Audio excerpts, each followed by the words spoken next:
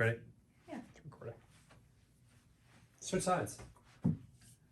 Nah, just kidding. Okay. You immediately panicked. I don't know how to point with my left hand. No. Cool. Anyway, hi everyone. Hi, everybody. Today it is Coach again Abby, Coach Coach Logan. Abby and Coach Logan, and we are going to be talking about sunshine Mhm. and how to,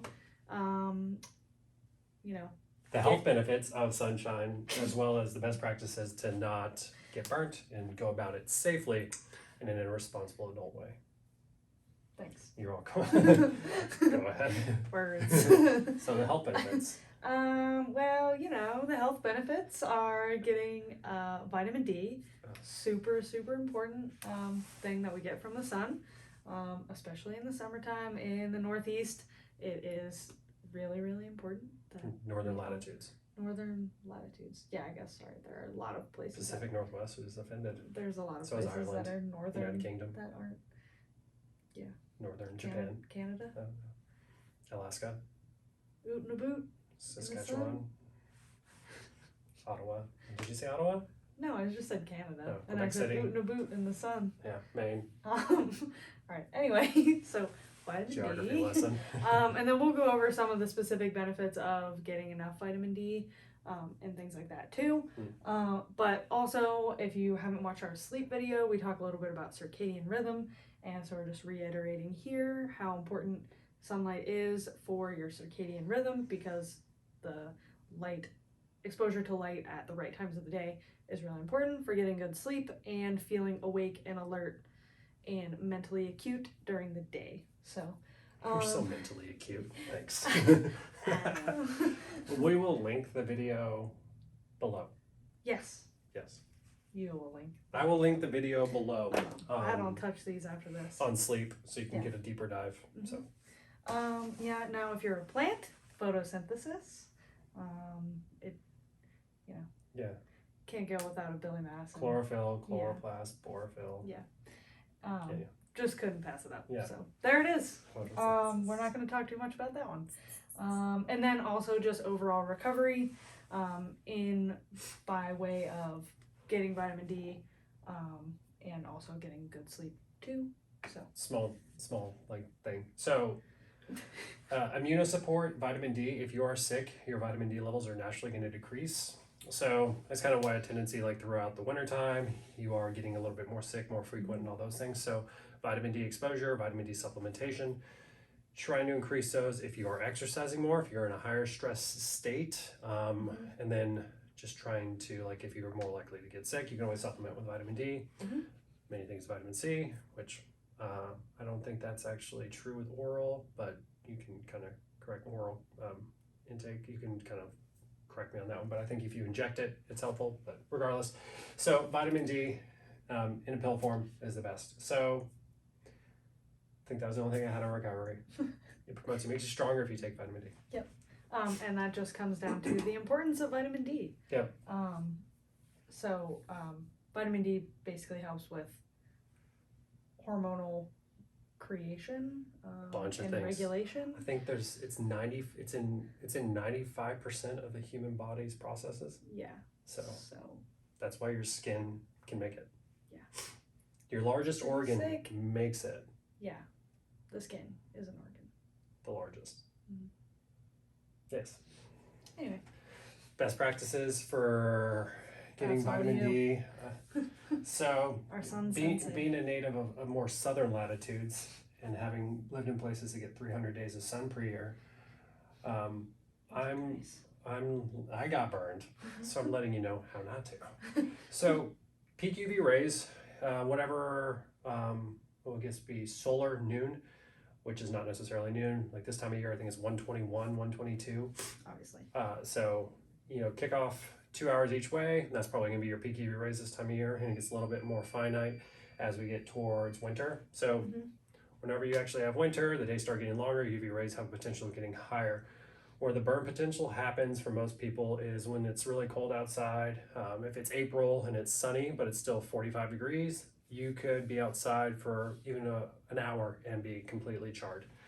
So UV rays peak out, as well as if you're traveling south and you're normally in the winter and you're completely covered up throughout the winter because you have to be, and you go south where you don't have to be, say like Florida, Mexico, wherever you're going to go, that has a potential for high UV rays getting burned because they are closer to the equator, so they don't experience the seasons as drastically as we do.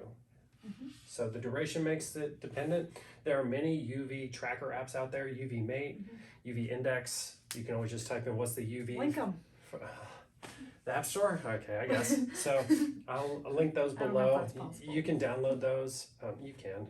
At least the websites, and you can be able to click them through your phone. If you're watching this on your phone, you'll be able to get access to them.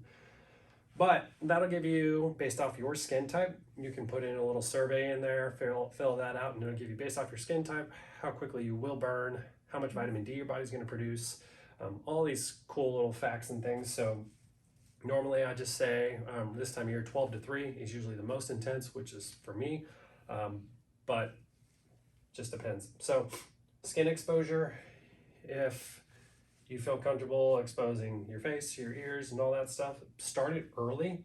You want to ease into it. So spring, this UV rays in March are the same the UV rays are in September. So spring and fall have the same UV rays exposure for the most part.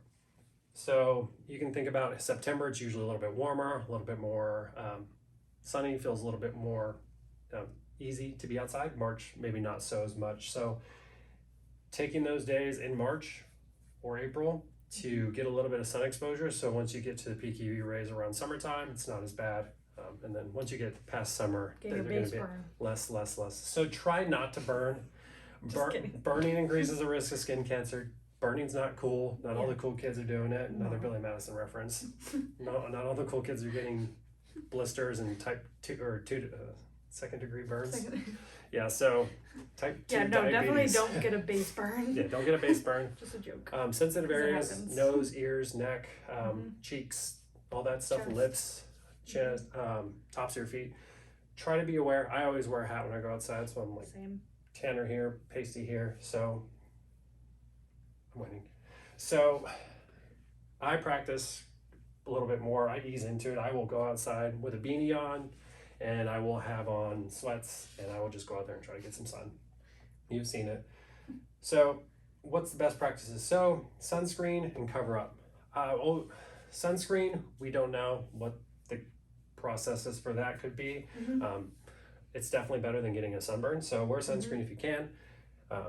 Apply it evenly.